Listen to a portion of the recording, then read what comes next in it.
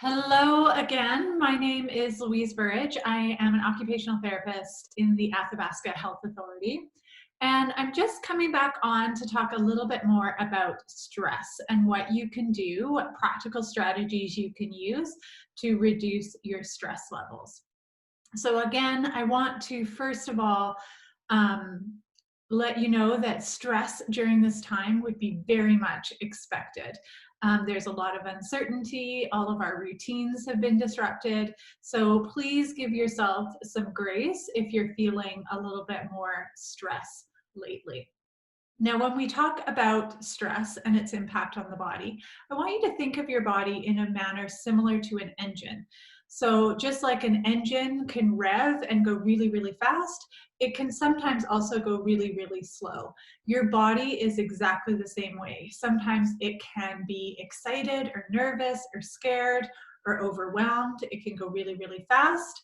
And sometimes it can be tired or sick or bored and go really, really slowly. What we want to do as much as possible is always aim to be just right.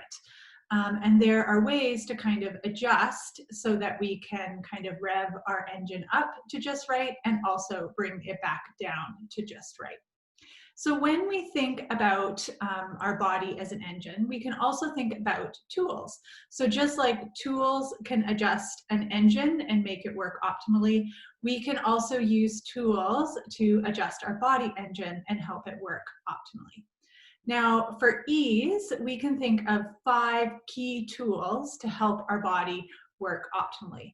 We have tools for the eyes, the ears, the mouth, the body, and the hands. Now, when we think about tools for the eyes and the ears, I want you to think about things that you like to look at, things that inherently calm you. So it might be, even looking at your favorite TV show, your favorite YouTube video. You might even find that it's looking at the lake or looking at trees or looking at animals. You know what kind of brings a sense of calm to you. Now, what's interesting is that we found that tools for the eyes typically work in about 20 to 30-minute intervals. So you always want to plan to kind of give yourself a little bit of a dose of something that you find calming every 20 to 30 minutes. The same works for tools for the ears. So if you have favorite music that you like to listen to, music that calms you, music that enhances your mood, you again want to think about intervals of 20 to 30 minutes to give yourself a bit of a dose of that kind of calming.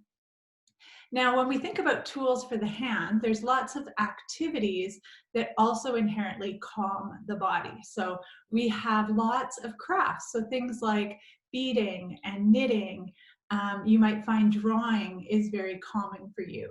You might like gardening, and you might enjoy kind of chopping vegetables or making bread or bannock. Those types of activities using your hands in especially repetitive ways are inherently regulating and calming for the body. Now, what's interesting about tools for the hands is you actually have to engage in it and do it in order for it to be calming. Now, our fourth tool is looking at tools for the mouth. Now, this is actually really interesting because we found that things that are crunchy alert us.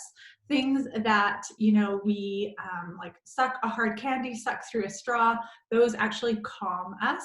And chewing actually keeps us in the state that we're in. So if we're kind of agitated or angry and we chew harder. And if we are tired, we actually just chew slower. So if you are in a just right zone, you actually want to maybe chew gum or chew on something to kind of keep yourself in that state. Now, it's interesting with chewing, it's very much like tools for the eyes and the ears. If you calm with food or with eating, then you actually need to have multiple doses every 20 minutes to kind of bring that sense of calm. And that's why many of us might find ourselves snacking a little bit more during this stressful time.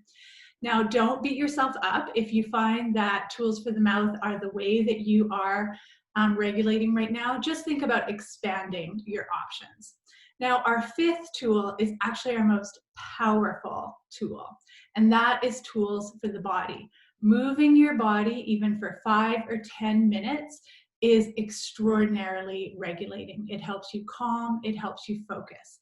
And what's great is the input that you give your body for even 5 or 10 minutes of movement lasts about an hour and a half. So think about, walking. Think about cleaning. Think about dancing. Put a Just Dance video in. Do a new TikTok video. Something that gets your heart moving, preferably that's kind of more repetitive in nature, and you will find that you will get the release of endorphins that is calming for the body. So just to recap, again, stress right now is very much expected. Don't beat yourself up. Don't make it even worse. Just kind of acknowledge and give yourself some grace. And then think about how you can start to embed for yourself and your family the 5 tools for calming. Tools for the eyes, tools for the ears, tools for the mouth, the hands, and the body. I hope you found even kind of one piece of this information helpful for you and something to consider as you deal in this stressful time. I would also like to remind you to stay at home. You are safe at home.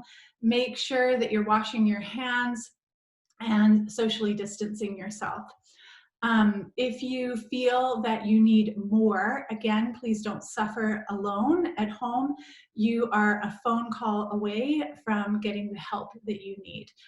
So think about contacting the health center, talking to one of the fantastic counselors that are working with the Athabasca Health Authority. And if you'd like to reach out and talk about these strategies or others, please don't hesitate to email or contact me, either going through the nursing stations or the Athabasca Health Authority, or emailing me direct. All right, take care, everyone. I can't wait to see you next time I'm up in the basin.